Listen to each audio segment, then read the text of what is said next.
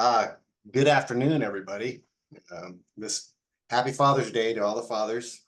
And I guess some of you moms are fathers too. So happy Father's Day to you moms. So sometimes we as parents have dual roles. So it's okay to share it. Of course, when I get on here and start talking, my dogs start barking. So just know that's a little bit in the background if you hear that. Again, my name is Daniel, and I am a codependent, and I've been in recovery for, let's see, August for 24 years. August 16th will be my sobriety birthday. August 16, 1999, and I came here through other 12-step programs first. But I was this first, and I didn't know that. And I really had a journey to really discover a lot of stuff about myself, and found out that I was very, very codependent and female dependent as well. I'll tell you a little bit about myself and my story and what I do and how I came here to CoDA. I I'm one of five children. I am the second oldest in my family. At the time, let's see, there was only my older brother who's a couple years older than me, and there was myself, and then I had a younger brother who was 6 years younger than me, and he was an infant at the time. And I'm going to go back to just kind of a part of my life that really changed my life. It shaped me, and it was a trauma piece that's deep. And I'll share some of that with you. And I think I'm actually sharing from a father perspective, not only from my own perspective, but what I grew up with my fathers, and how that turns into communication in relationships, and how I didn't learn, and then how I am learning on how to communicate in relationships. And that was a huge thing with me, is that being a codependent, relationships is my issue. So I was 5.5 years old, first grade, and I was sexually abused by two neighbors. My dad, he was a heroin addict growing up and an alcoholic growing up, and he was I'd say he's a cheater, a beater and a cheater. He was he was very abusive to us and my mom. And the neighbors was an older man, and then it was a younger teenager at the time. And like I said, I was 5 years old, 5.5. And they would prey on me going to school and coming back home, or outside playing by myself. And I got, that's when I really excelled into survival mode. I learned, I always say it's my athletic career took off then, because I really learned how to run, and get away, and, climb up trees, climb on houses, climb under houses. And I grew up in Los Angeles, around the Los Feliz area, Silver Lake, kind of South Silver Lake. And that abuse happened for a period of a year in my life. And it really had some trauma effects. So at that point, in my life, I cried out for God, and God never came. My dad, he never came. And so it was at that moment that I realized that I am pretty much on my own, and the only person that is going to actually take care of me is me. And as a 5-year-old, it's a very awakening moment. I would like to say at that point that I understood that my actions or reactions, or how I behaved, had a significant manipulation in other people. So I was able to act a certain way and recognize that I could get a certain reaction out of people, and that's how I started. That's actually my codependent journey right there, is how that started. Is I recognized that, so my behavior dictated that kind of stuff. So I was able to manipulate people and act a certain way. When my dad found out about the abuse, he yelled at me and he told me to go into the house. And so I went into the house, and I don't know what he did. And he ended up coming into the house, and he told me that I was never to speak of that ever. And and I didn't till I was 40 years old. I didn't speak of it.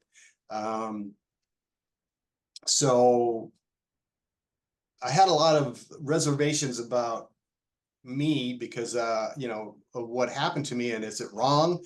I can't talk about it. You know, I'm wrong, basically. I'm broken, you know, and that's the message that I got. So I had to live with that for my, you know, my whole life till I was 40 years old, and not be able to deal with that. And so I had a lot of rage as a kid growing up. And I'm a blackout rager, so I would black out physically, and when the bullies would pick on me, which I got bullied a lot, and they picked on me, I would, you know, get very violent, and I would they regretted it, but I wouldn't really come to until after everything was kind of still. So I had worked with my rage and anger for a while with he's one of our speakers. Let me back up here for just a second. Right now, I'm a part of an organization that's called It Happens to Boys, and I speak about trauma, and I help men recover from sexual abuse or physical abuse or mental abuse or whatever abuse they have suffered as kids, and they're struggling now. And the reason I do that is because most men don't ever admit any of that, or recover from it, or even try to recover from it. So in order for me personally to make a difference in this world, as far as helping men, so that they will stop hurting women and children, and that's basically what I do. So so anyhow, I've been able to speak with lots of mentors, and I'll throw out some names. John, one of them. He's done pass now, and you know, God rest his soul. But he was huge in my life, and I did a lot of inner child work with him. I've learned and healed from these men and women about. So what I'm presenting to you is nothing that I have discovered or came about myself. This is all something that was shared to me, that I've worked on personally, that I worked with other people and men, and I just try to work with other people to help them recover themselves as well. So so I just wanted to kind of throw that out there. But so as a kid, that wound of being abused is deep. And also, let me tell you, if I trigger somebody in this room, and you're going to be triggered when I speak, you know, most of the time people are, please stay. You know, let us know, give us a symbol or something that you can do, that you know. And if you have a question about that, really, or just even to say that you know, that you're triggered, or your anxiety's up, or something came up, I want to acknowledge that, because I want you to stay here, because you know, this is why we're here. We're here to help each other, and to know that you're supported and loved, so that way you can work through that stuff. And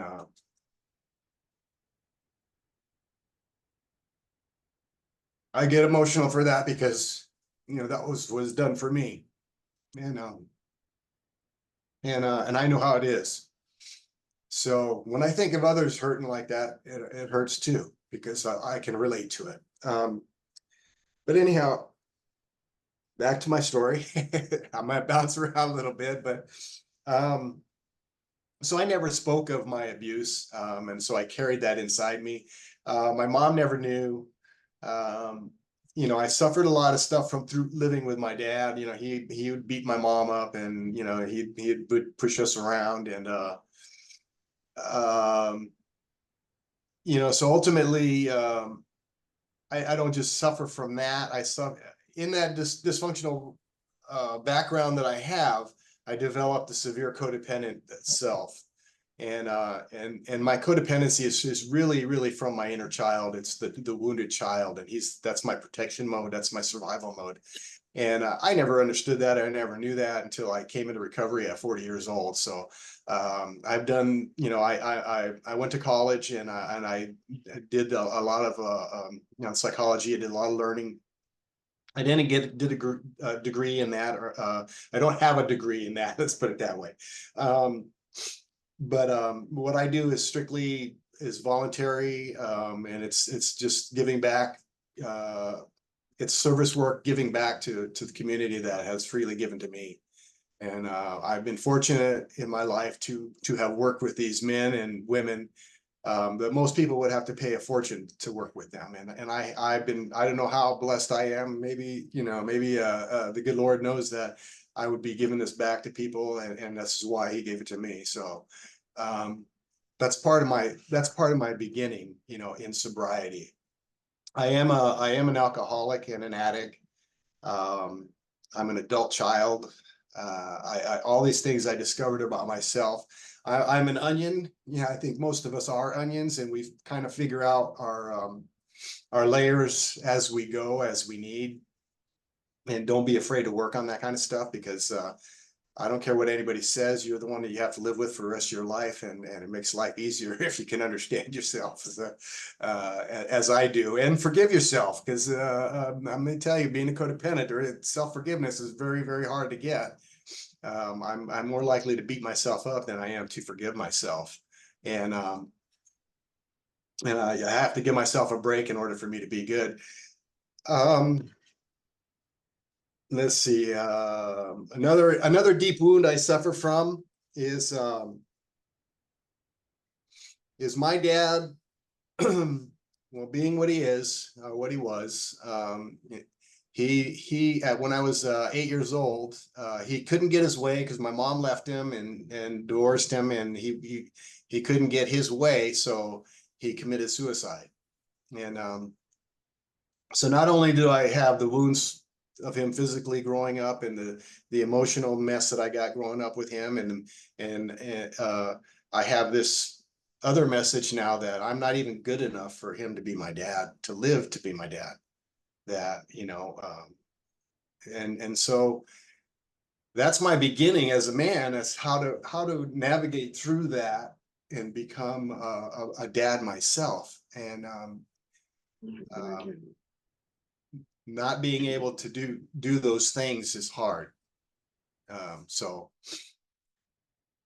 that's a little bit about my wounds. I have so many of those, but I don't really want to spend a lot of time on that. But I kind of want to give you an idea of the things that I have suffered through, and letting you know that you can recover from things that are, very, very traumatic for you, and changing the perception, and having the right people around you to support you is key. So I just happen to fall into that, and I am the only one in my family that is in recovery. My mom is severe codependent and an enabler.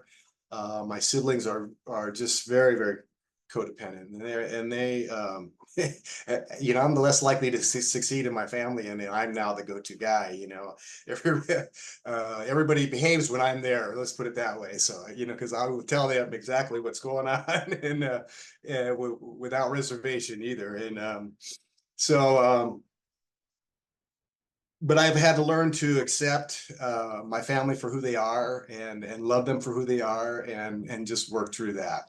And so I'm the only one in my family, the only sibling in my family that has never had any money given to me, where my brothers and sisters have gotten houses and everything else, and I kind of was left on an island, and I had a lot of resentment for that too, but I worked through it. But again, God put me right here where I'm at, and I'm surviving, and I made it through life so far, and so I'm just going to continue on that. And I actually had told my mom the last time I visited with her, and I said, I realized, I had some resentments, Mom, about how my life was compared to my siblings, and how I was treated. And I said, but the reality is, as I understand now, that I needed to be away from you guys to grow up and to learn how to live. And it's a different life. So there's been growth with my mom and my siblings in that area. So how does that correlate into the communication? Oh, it's a huge, huge thing. Now, I didn't realize that I didn't know how to communicate. I thought like being a drill sergeant was a good communicator. Um, and in my early relationships, I had, I'm kind of an OCD kind of guy. Things need to be in place because, if God forbid somebody come over and see the house out of place, and how that's going to reflect on me, and that selfishness that you have as a as a codependent victim, right? So kind of drove my spouses crazy and my kids crazy with that kind of stuff. And uh but that's how wounded I was. I was a wounded man, and I didn't even know it. I just was trying to survive the best I could. Think about this: when you don't have a father figure, or I guess I don't know which is a healthy modeling of what relationship is, as far as growing up with two parents, which I didn't grow up with two parents. So I have to come up with my own vision of how that's going to be, right? And I don't have no clue. It's not right or wrong. I have to find my way. So that was my struggle growing up. So I was kind of a drill sergeant growing up, and my kids, they kind of suffered that through with me. And I didn't realize that in doing that, I was becoming, I actually was doing the things my real dad had done, because he didn't know how to access his emotions. And that's why the communication for him was bad. Instead of, he couldn't get his way, or he couldn't communicate, he would just get violent, and he control. So I never had any of that modeled for me, so I had to learn how to do that myself. Again, manipulation. So I learned manipulation as a little child. So I learned how to try to manipulate as an adult, and it doesn't work as good as an adult as it does as a child. It just doesn't, it changes. And that's where I was. So when I came into recovery, I admitted myself into the I wanted to prove that I was not an alcoholic, to the wife I was just married to for a short time. And thank God I started listening, and I found out I'm an alcoholic. And I started doing the work and started recovering. And then I went over, after I got out of and was in a group, an AMAC group, which is adults molested as children. And I was in that group for 3 years. Yeah, I think it was 3 years there. And it was a co-ed group. And what I realized is that I was the only co-ed in that group. I was in the group with 6 women. Men would come and go, but I was the one that was stayed there the most. And these women were terrified of me, and I was terrified of them. I had no idea how to interact with women. I didn't know how to communicate to them. And I learned verbally how to communicate with them. Non-sexual intimacy was huge. And that was probably the beginning of my communication skills, because I was able to do a lot of role play with them and learn how to verbalize the questions that I needed, the questions that they needed. That I was afraid to, I couldn't ask any questions in the relationships that I'm in, because then it would look like I wouldn't know what I'm doing, right? Even though I don't know what I'm doing, I'm just kind of winging it. But in that setting, I got to have that relationship with these women, and that was where I really started learning communication skills, and how to talk, and to really relate to the uncomfortableness of saying things that make me vulnerable, or that are shameful.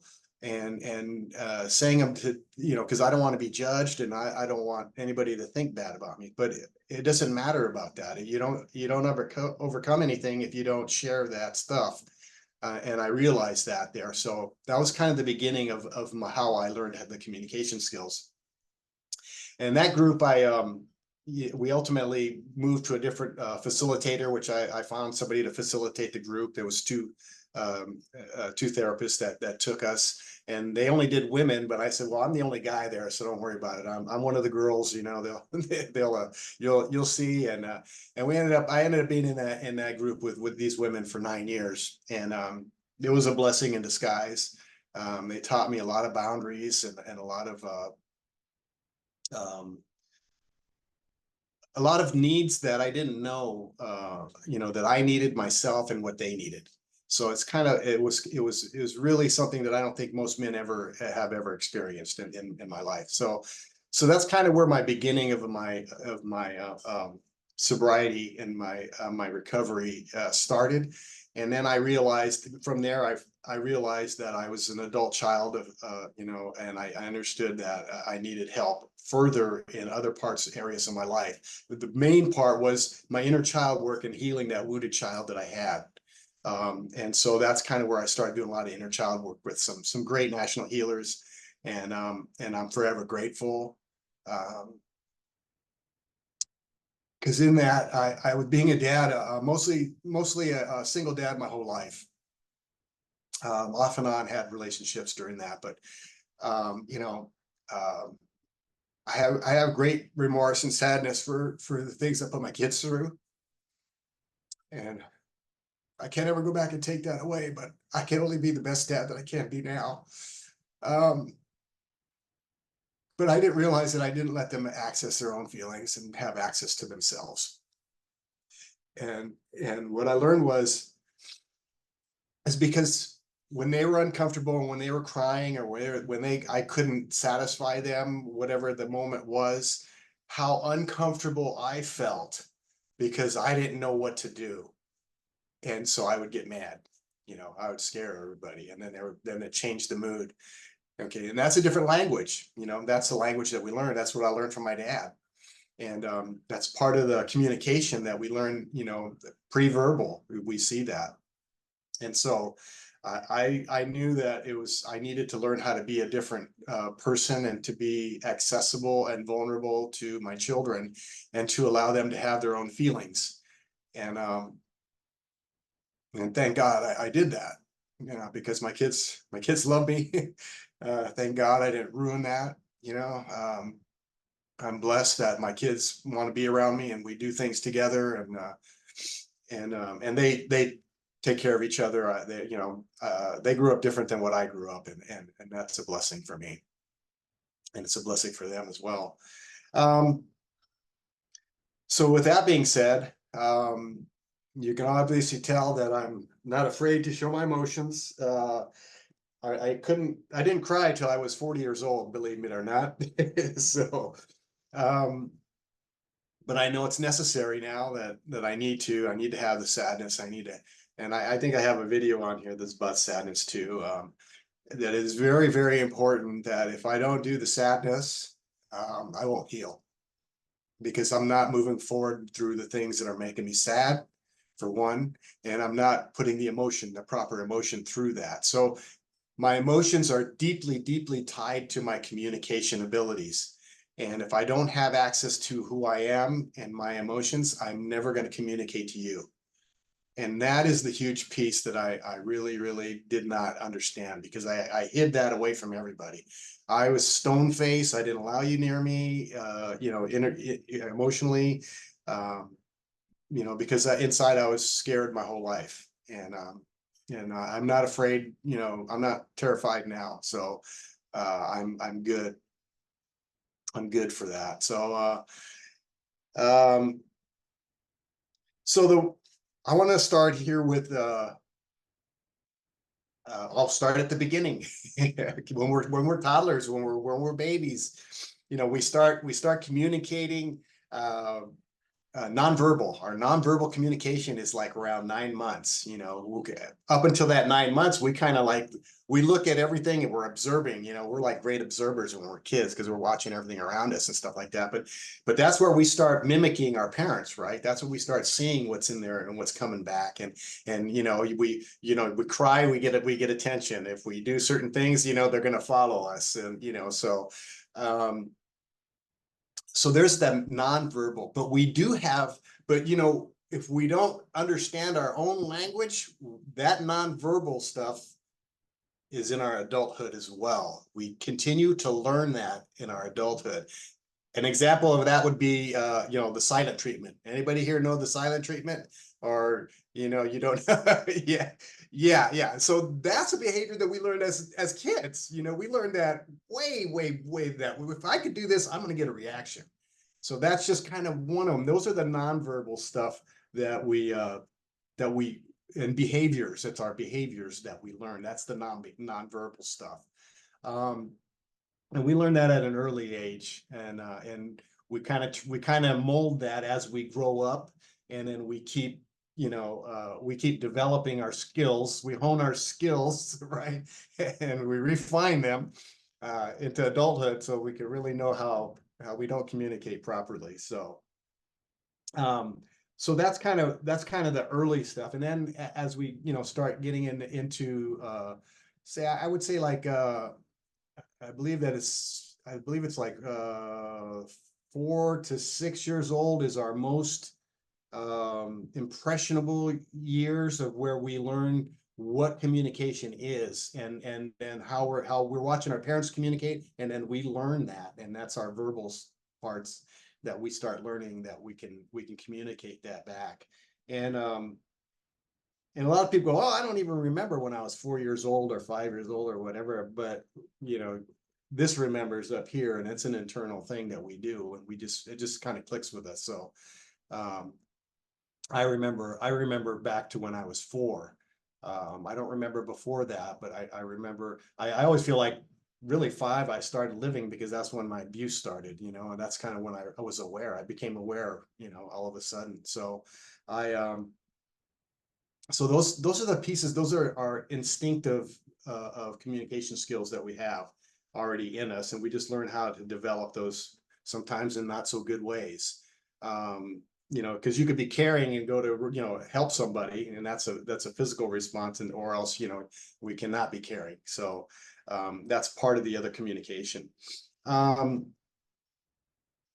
let's see, how I learned that I'm not a really good communicator is in my relationships is where I really found that out. And then when I came into CoDA, I even found that even more, that I was really, really bad at relationships. I I know how to do things. Okay. I know how to do things so I can get a response out of you. Usually if I'm doing dishes, or laundry or all that kind of stuff, I get a smile and I get all that good stuff back from, my spouse, right? So that calls that a human doing. Okay. So I am the best human doing on the planet. Okay. I will cook you dinner. I will do laundry. I'll take care of the kids. I'll do all this stuff. But I can't sit next to you and be vulnerable. Okay. That is the whole foreign different language to me. I can't do that. I can show you that and that's a human doing, is that I can show you, but I don't know how to be with you. And I don't, I hopefully I'm pretty sure you women know exactly what I'm talking about. You men, maybe not, but you'll learn, you'll learn that just because I'm doing something doesn't mean that I am actually available to you. It means I'm actually avoiding you, because I'm doing all this stuff to avoid you, because I don't know how to sit with you. I don't know how to be with you. I don't know what that's like, because nobody taught me that. It's not modeled. I just know that how my self-worth, and that's my codependent self, is that I only know that I'm getting good when I'm doing things for you. Okay. That is my codependent self. That's what I have developed.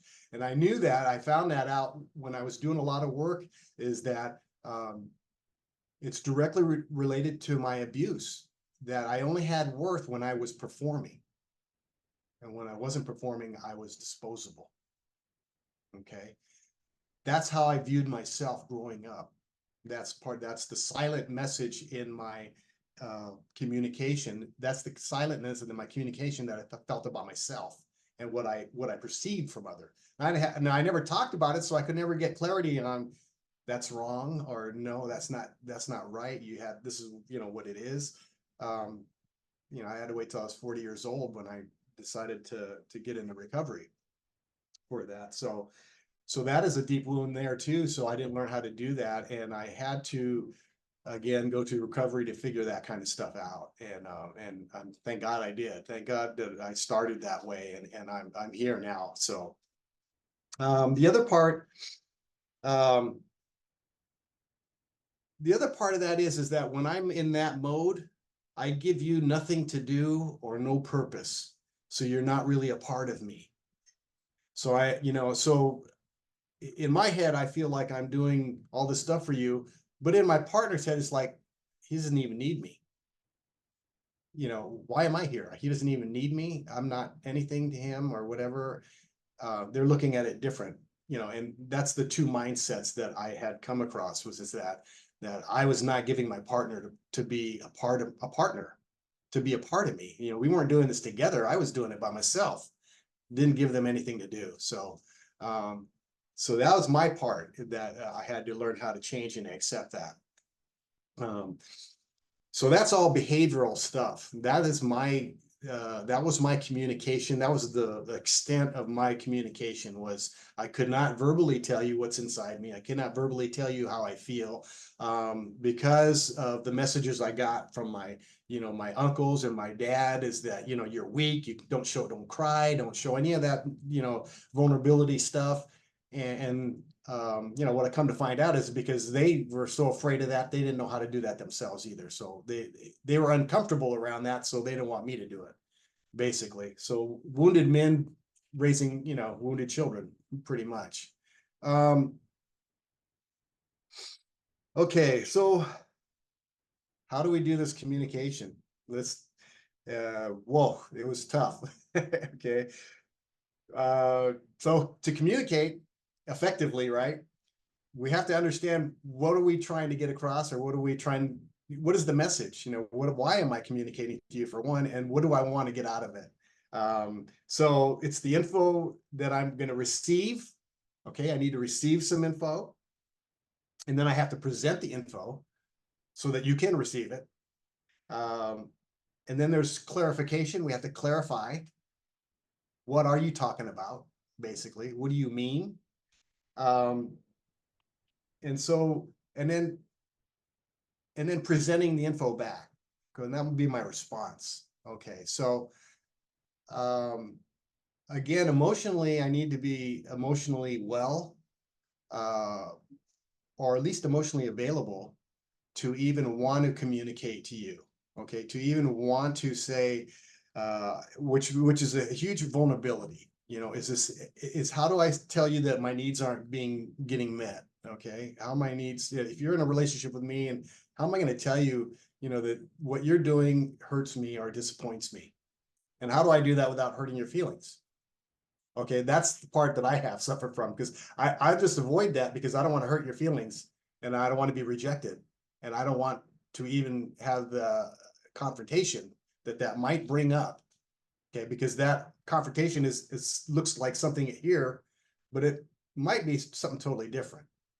But I'm convincing myself already that this is what it's going to be, so I avoid it, and that's the huge part that I used to do a lot. So, asking for my needs and being available and being present is really, really hard to do. And I found that out. It's hardest.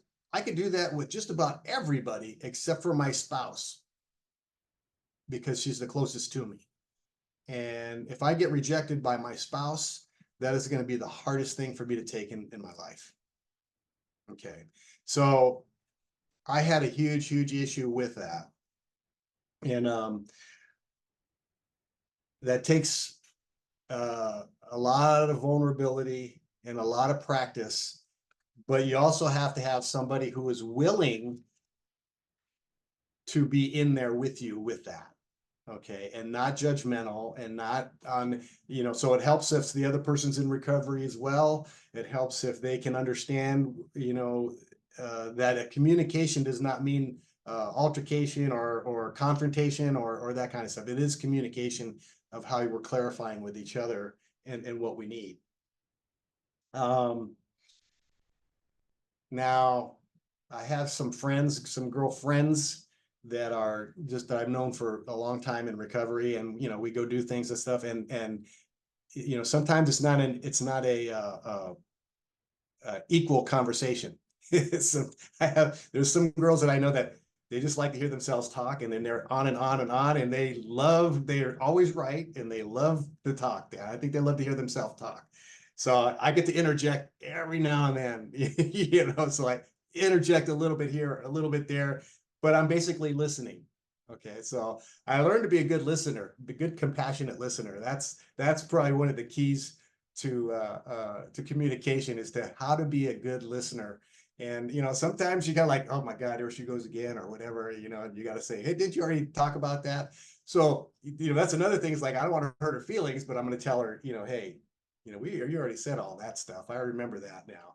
Oh yeah, yeah. So um, so I think God puts that kind of stuff in front of me so that I can learn how to do this. So, but it's like opportunity, that you have your friend, and she's not going to throw you away. So you can say, hey, why don't we talk about this, or let's talk about that, or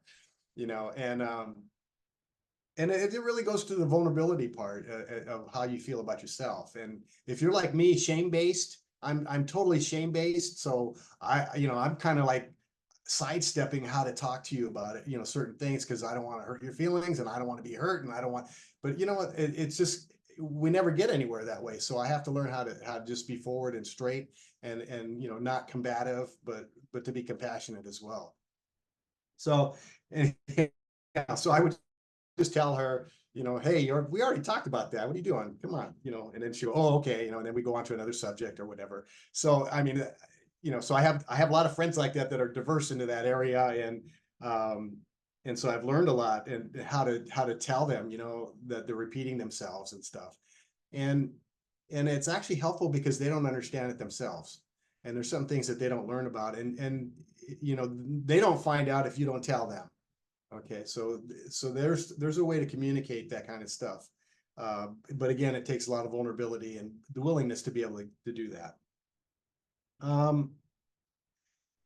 The hardest communication is really to really tell my partner, how I feel. And that is, I'll give you an example. As I was sexually abused as a kid.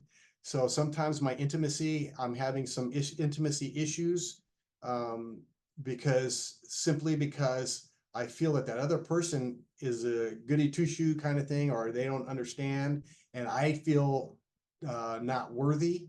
So then my intimacy issues will come up, and then it's harder for me. So that's hard for me to explain that, or to even share that with somebody, because it's really personal. And then if you don't have the right person to share that kind of stuff with, it could be a rejection, and it's, or not received right. And so I have to be ready for that. And if I do get the rejection, then it's okay, because I know the rejection. Now I know that it's not really about me. Okay, it's about that other person, and what they're not capable of, or receiving in that sense. So I realize I realize that in my last relationship right now. um, uh, we were together. So it was a girl that I was with. I think I spoke about her the last time I was in it.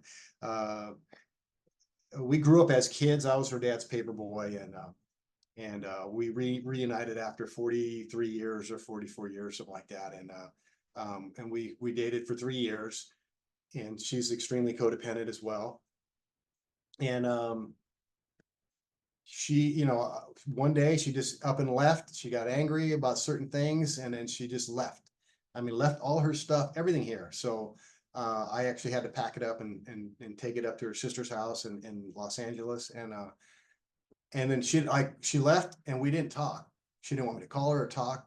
I mean, for probably like 5 months.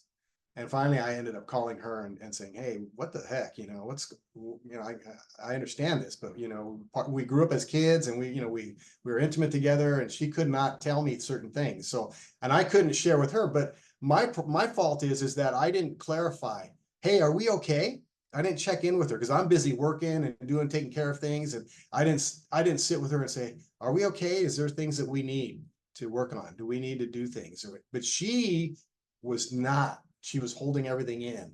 She was not willing to do that. So even if I did ask her, it may or may not made a difference. I can't say would have, because or should have, because my sponsor always told me, don't let anybody shit on you.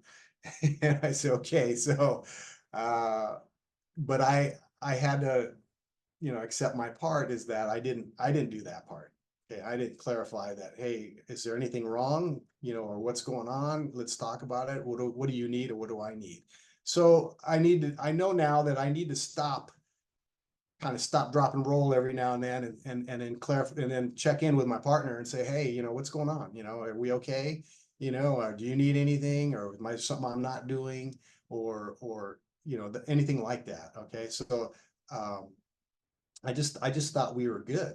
You know, I thought everything was good, and so did everybody else because they were surprised too. So, um, but again, I can only just say that one piece is the only thing that I can think of is that I wasn't doing. So, um, but that's hard to do. Okay, in the intimacy part of it, it's hard to do. Um, that's like I tell my kids now, and I never did this, but I did it on one relationship, and I'm still friends with that person, and they moved away, so that's why our relationship ended. But um, I met a girl, and you know, through a mutual acquaintance, and we ended up, we were talking, we met, we had lunch, and we started talking about who she was, talked about who I was, we talked about our kids, we talked about our parents, we talked about our lives, and then we talked about our compatibilities, our sexual compatibilities. And that had been in the first time in my life that I had started a relationship like that. You know, my relationship started, I win the girl over, we go to bed, and then everything goes to hell. Okay, and that's the part I never did this, where we find out if are we compatible, for one, in that area, that's, you know, intimacy area, which is pretty critical, right? So unless you're willing to learn, or you know, with each other. So you know, and that's what we do as, you know, teenagers, young teenagers. That's how we learn, is we go about it that way. But as adults, it's a little bit harder, and nobody wants to talk about that because we're not trained to talk about that kind of stuff, right? That's, hey, that's shameful. Don't talk about that. You know, that stays over here. But no, it's not. It doesn't stay over there. That's part of our communication, because it's part of our nonverbal communication as well, and it needs to be talked about. And if you, I learned that I needed to express. I was not comfortable expressing what my needs were, what I liked. I could not do that because I thought I was shaming my partner, or I was, or degrading my partner by saying that, or asking for that. And I couldn't do that. But I learned different now through this one person, is that we were able to both ask for what we needed. And I never had that in my life. You know, I'm going to be 65 years old, and I've never had that. And I did there. So I try to be open in whatever relationships that I'm in now, or I try to go about, um, whether it's just friendships, or if it's, you know, an intimate relationship. And I'm still learning. You know, I'm still learning. I don't have this thing down yet, and it's still uncomfortable, but I'm practicing. You know, just like I practice boundaries, they're uncomfortable, but I still need to practice them, and I still need to do them. So that's a huge part. But I wanted to show one of the videos, and let me see which one. And it's an organization that, when I was going through my recovery, a therapist had asked the therapist that we were working with if they knew of any men who would speak out on sexual abuse. And so I volunteered, and I've been with the organization for going on 16 years now. And we speak all over, you know, the nation, and recovery centers and conferences, and talk about that. Because in recovery, whether you're in CoDA, whether you're in AA, or whatever, a lot of us have trauma-based issues that are symptoms, and you know, our diseases, or the alcoholism, or our codependencies is what the outcome is. So if we don't take care of a lot of that stuff, then we don't really recover from the other stuff, because we can't move forward. So we have a Zoom meeting every Tuesday, and it's free. It's a group. It's not a format. It's not a 12-step program, but there are people who are in 12-step in there. But it's a free group that for men who have been sexually abused as kids. And I can give you more of that if you need any more information. Okay. I actually wanted to play the sadness one. The sadness is important because it's directly tied to our feelings and how we do not come up with the right response. And what I was referring to is my dads were uncomfortable with how if I was crying or something, you kind of have one person will try to change the moment, and then you'll have another person that is actually addressing the moment. And I want you to see the difference between that because I was just talking about how that is. So maybe we can play that and you can kind of understand it. And it's a cartoon. It's from a movie. You probably know it. And if you don't know it, watch that movie. Okay. Well, I know some of that was probably a little hard to hear, but basically it was the sadness and the happiness were kind of battling each other when we needed both. But um, if we don't go through the sadness, we don't find out what our wounds are and they don't get healed. So we have to have the recognition of the sadness, which is the emotion for us to be able to move forward. And that's something internally that we talk to ourselves about, and something that we need, that as I have worked through, that I needed to acknowledge that I had to have sadness for certain things in order for me to move forward and learn how to communicate that as far as telling somebody. Otherwise, I'm just avoiding everything. So I used to think that my rage and the anger, that I work on the rage and anger. Well, it's not, that's not what's causing my rage. What's causing my rage is my hurt and harm. So there are certain things that I have wounds that I need to treat in order to lessen that rage or the anger. And so I worked with John Lee, and I worked with him for a couple years on my rage. And so I don't really have the rage. So the difference between rage and anger is rage is historic. So it really is something from the past. And then anger is present. So it's something that's kind of now.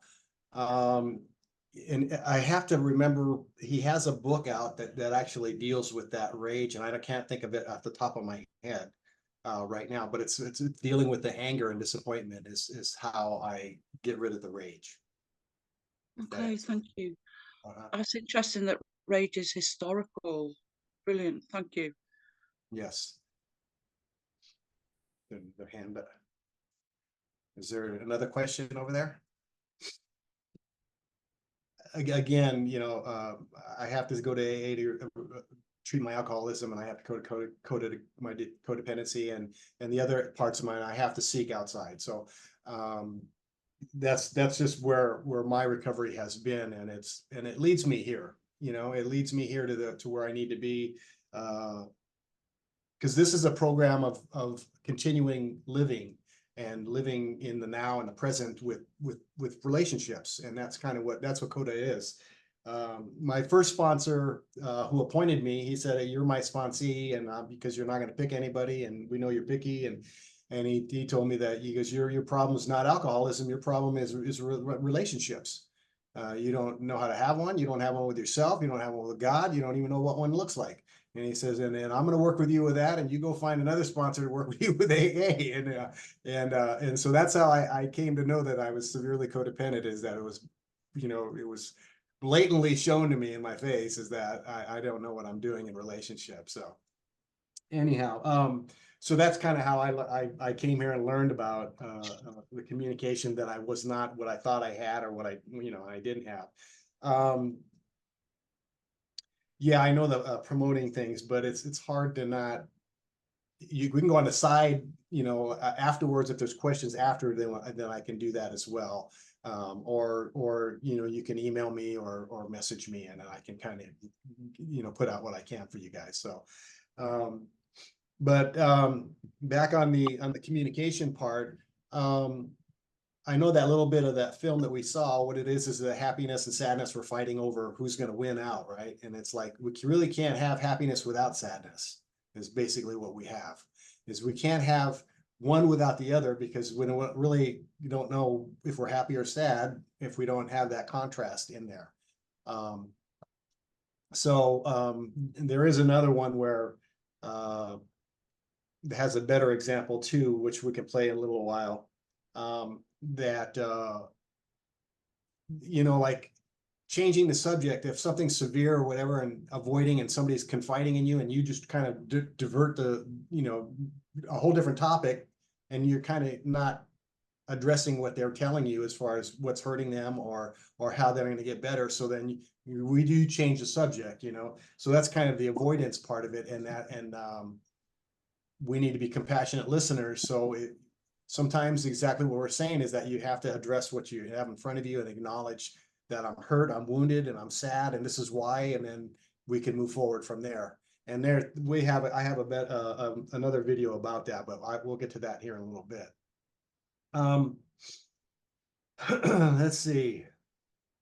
So my communication skills have gotten a lot better. They still need work. Again, I was in a relationship, and I'm not in a relationship now. I do have a friend, and she's probably in here somewhere, who I'm gonna see here Thursday, and we're gonna go to some concerts and my granddaughter's dance recital, and we went to college together, and we've been communicating and talking, and we're older and a little bit different than when we were in college, so that's a different story. But I don't know. My parents didn't communicate any of these, how the examples that I'm giving you, they didn't communicate any of that stuff. In fact, my mom, my last communication with my mom, and I've been communicating with her more now that I'm better, and she's a little older and a little more open. That when I had explained to her that I needed to be away from them to grow up, and we kind of had a conversation together about a lot of things. And one of the things is that I use my family. I use my family in my stories and in my presentations, and they're great models for examples. And she hates that. And I said, well, I'm not putting you down. I'm just using, what we have, what I grew up with, to show you the things that, to show the other people the things that, for as examples of what I went through and how we communicated. And I said, doesn't mean you're a bad person. It doesn't mean anybody's a bad person. It just means that sometimes we don't know how to communicate. And so she, she kind of expressed that to me, and I accept it, and I said, it's okay, but nobody knows. It's okay. Everything's going to be okay. And that's the codependent part of herself, is that she doesn't want people knowing any of that stuff. It's going to be bad. It's all that, not knowing that that's a healing piece, even for her now, to know and recognize and realize that. But in our conversations, she finally realized, and actually broke down and cried. And I'd never seen my mom cry in my entire life. And she broke down and cried and said, she said, I realized that I did you guys a big service by not showing you my emotions, and not allowing you to see me cry or anything, because she hid that from everybody. And I took, I just said, well, that's okay. I understand that, but I had to learn that on my own, and that's private to you, so I don't hold that against you. My mom was a single mom for a while growing up, and being abusive in abusive relationship with my dad. She had to hide herself, and in order to be safe, I guess, that's what I had to do when I had to hide myself. And so I understand with her, and I was able to relay that and communicate that to her, that it's okay. I know now, and my other siblings may not know it because they're not in the recovery that I'm in. But she realized that she never allowed me to see her cry, so I don't know what that's like. It was never modeled for me. So that's where part of my rage was, is that it hurt when I would come to tears. Boom, I'd be out of control, because I didn't know how to deal with that. It wasn't taught to me. Also, my mom, she knew that she remarried my stepdad, who was an alcoholic, and I called him Coach. He coached me in all my sports and everything, and I was so starved for the father figure and that father relationship, that I excelled in sports. I was the guy. And it didn't matter though, like in baseball, that was what he coached me mostly in baseball, is that it didn't matter if I was, if I was had batting titles, Golden Glove, you know, it was always, yeah, he could never tell me how good I did. He would always point out the things I didn't do. And I always had resentment for that because I could never please him and make him happy. And I wanted that, I wanted that. And I could never get that from him, not knowing that he didn't have the emotional capability to give that to me as well. Okay. So how I found out about it is that, at the time I was married, and my wife at then had come to me and goes, my God, your dad is so proud of you of how, all the things, he told me all about your sports and this and how good you were and this and that and everything. She goes, he's just going on and on about how good you were as an athlete. And, and it brings me tears right now because he couldn't tell me that. And that's what I needed. I wanted that from him, but I hear it secondhand from her. And, so what happened was, I know that he was proud of me. And what happened is that he was in the early stages of Alzheimer's. And I was mad at him, like I was explaining to you. I still had a resentment. And my sponsor says, well, he goes, well, what are you mad at? And I told him, and he says, well, maybe you just weren't a good son, And of course, sponsors are so good like that, right? They got to point it back at me instead of me at my dad. So he says, well, what can you do with that? And I said, okay, well, he goes, what do you do together that you can, relate to each other at this stage of his life? And I said, well, he could still golf, And I said, we golfed, he taught me golf when I was, 12 or 13. And I said, we've been doing that the rest of our life. He said, okay, here's what you're going to do. You're going to go pick up your dad. You're going to bring him back here to the desert, and you're going to golf with him for the weekend and then take him back home.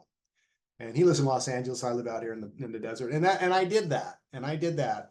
And, first couple times was okay. And then as I kept coming and picking him up, he started telling me his life story.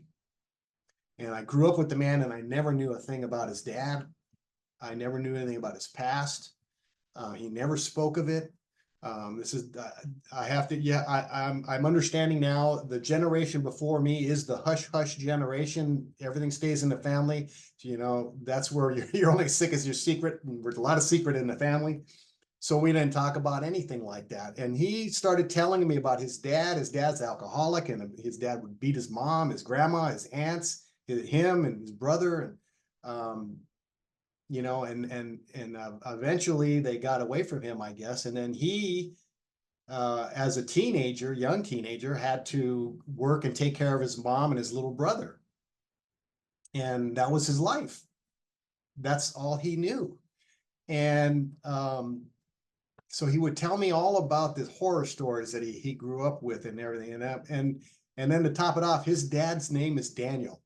Okay, so I went, wow, I had no idea that, this is what was going on inside this man. And so, I kind of feel relieved that he had, at least he was able, whether he knew it or not, I don't know if he knew he was telling me this, but he got it out there, and that somebody heard him. And I'm hoping he had that. But, so I came back, and my sponsor says, well, after a few months, he goes, so what have you learned? And I said, well, this is what I learned about my stepdad. And I told him what my dad had told him and everything. And then he says, okay, see, he goes, so your dad was wounded. He grew up in a bad environment, and he grew up in an environment that didn't allow him to access his own feelings. So he didn't know how to show them to you. And he didn't know how to give you what you needed, but he did the best he could for you. And he did. He provided for us. He taught me sports. He was always there. He would show up to all the events, but he couldn't tell me himself how proud he was and how he loved me. And part of that was he couldn't hug us, and he couldn't say I love you.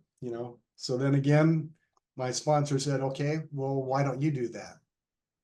Okay, so again, it's back on me. So I had to model that for my dad, as I had to hug him you know, hey pops, I love you, and hug him. You know, first it started off with the one-handed hug, you know, like the all first it was both hands straight down, like, oh man, it's uncomfortable. And then it was one hand he would get like this, you know, one hand, and then eventually he was hugging us back, and then he started hugging and everything. And then my sponsor, you know, my sponsor and I talked about that, and he says, see, so you showed him how to do that.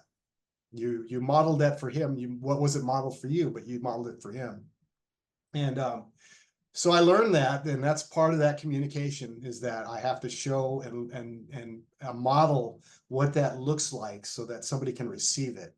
So I'm hoping, you know, at least in the end, when he, you know, he experienced that kind of stuff before he left, he died of Alzheimer's, and a lot of the kids that I grew up with attended his funeral because he was the coach for 20 years, you know. So all these guys, you know, a lot of people showed up and had their say about coach, my pop.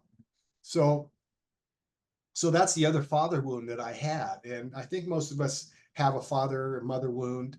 And a lot of our communication skills have come from those, you know, our modeling that we've had or are not had, you know, pretty much. So I had to learn from other men, and mostly the men, my sponsors. You know, my one sponsor, my AA sponsor, he had all daughters, so he had no sons. So he had a different view, and you know, about how to be a parent than I did. And you know, so he taught me how to be a little more compassionate with my kids and my boys. He says, your boys have feelings. It doesn't matter if they're boy or girl, they have feelings, and you have to honor that. And he says, you're a giant to them. You intimidate them, because that's no way to be. And I had to realize that that's what my dad did. He intimidated us, and he bullied us into being the way he wanted us to be. That was his way of communicating. That's a good way of getting what he wanted. So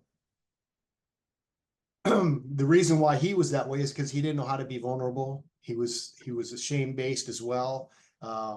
He didn't want to open up any wounds, and ultimately, you know, he just died from his own self-inflicted wounds. He committed suicide. So I don't want to be him, and so I needed to change. And the great model, I'm going to tell all of you who are parents here, the greatest model that you have for communication are your children, because especially if they're little, because they're going to tell you the honest truth of what they see and how they communicate. There's nothing blocking them. There's nothing up here saying, oh, don't say that, or don't do this, or don't say that. They'll just blurt it out. And then think about how you're going to answer that. You know, how are you going to respond without responding like I do, like did, responding with my wounds and my hurt and my harm. Okay, I have to respond in an emotionally available way to answer that. And for us men, especially us men, because we're, you know, I was taught that, you know, don't cry, you know, don't show vulnerability, don't show weaknesses, and any of that stuff. That's hard for us men to do because it's not modeled for me. Okay, so I need to do that. I need how to learn how to do that. So I learned from my kids. I have boys. I have 3 biological children. I have 2 boys. My oldest is 37, 35, and then I have my daughter's going to be 29. Anyhow, so I had to learn from them, and allow them to have a voice to say what they need to say, and then address what they're saying to me, and not manipulate or control or intimidate them in any way. As uncomfortable as that going to be for me. Okay, so I have to be there present in that uncomfortability. And I've had that with my kids. My oldest boy and I had our one-on-one, and he said, Dad, I want to have our conversation. There's a lot I need to talk about growing up with you and what happened, and all this stuff that I need to get out. And I said, okay, let's do it. And we did. And I had to hear about all of the crap that I did. And he wasn't being mean or anything. He was saying it from a point of how it affected him and in his life. And I had to sit and listen to it, and I had to accept that. Okay. And then he would ask, well, why was it like that, Dad? And I basically had to say, because I was sick and I didn't know how to be a dad. I didn't know how to talk to you guys. I didn't know how to allow you to be you. I said, I never had that modeled for me. And I'm sorry. And I'm doing the best I can now. And he said, I'm good with that. That's all I wanted to hear. And so I've had that conversation with my kids. And I'm trying to learn and trying to put that in my relationships now and to be that open and vulnerable in my relationships. Okay. And it's hard to do for me with the person that's closest to you. And I don't want to hurt them, but I don't want to hurt me. And that's a hard place to be to communicate, but I have to understand where I'm coming from. And then I have to relay that to them to let them know where I'm at as I'm talking with them. And so the communication in that level is huge, and it's hard and it's not easy, but it has to be done if I want to be successful in my relationship. Because I think one of the things that my ex had told me when I was when we were talking is that she was saying,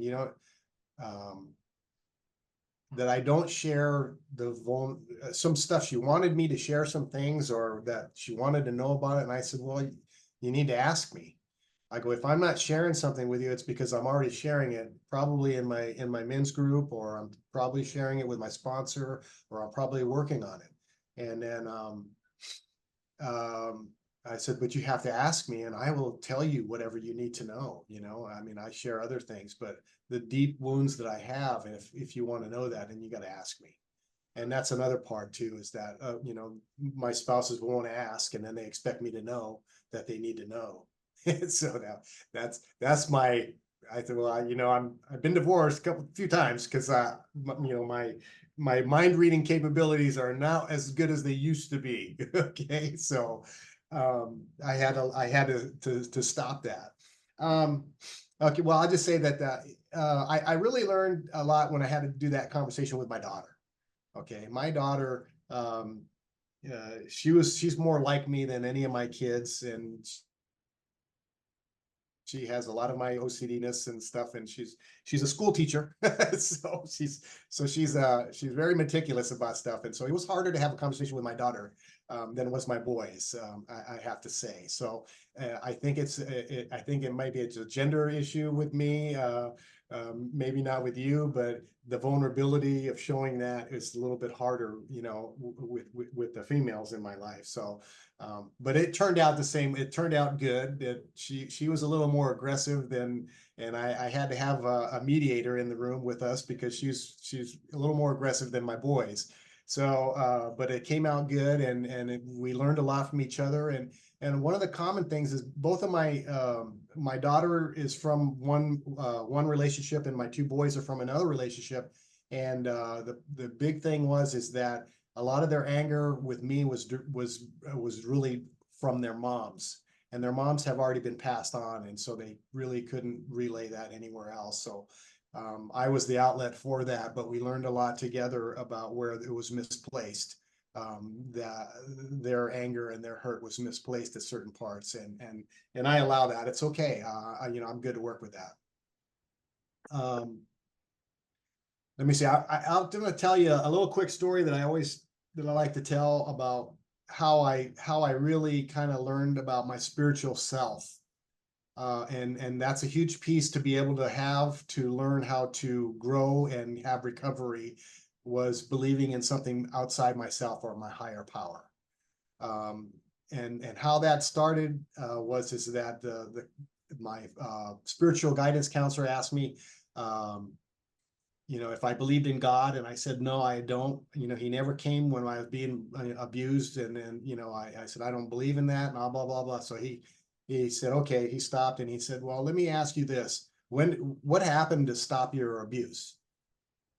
And then I had to think about that. And my response is that my dad, who, my real dad, he came home drunk or whatever, and he came home with this big shaggy dog. And the dog came in our room, my brother shared the room, and the dog came over directly to my bed, just came and run and jumped on my bed. And out of a dead sleep, I just woke up and I just put my arms and grabbed a hold of that dog. And that was the first time I felt an immediate connection with anything. Okay, this little raped boy with all my hurt. And that's the connection I had. And I asked if we can keep him. He says, well, we got to find the owner. The owner said, that dog runs away all the time. If he stays with you, you can keep him. And so we kept the dog. And so the dog didn't like my dad. So if my dad came close to me, the dog would growl at him. If my brother came close to me, the dog would growl at him. When my abusers individually came after me, it attacked them. So he says, so let me get this straight. So you prayed for your abuse to end, and God sent you a dog to end your abuse. Yeah. And he goes, that's how it works. That's on life's terms. And so that was the beginning of my spiritual journey, that there is something outside myself that's bigger than me. And there's another story behind Shaggy, was the dog's name, but that's for another time. And I appreciate all of you here and listening, and I hope I gave you something that you could work with or do with to help yourselves. And peace out, guys.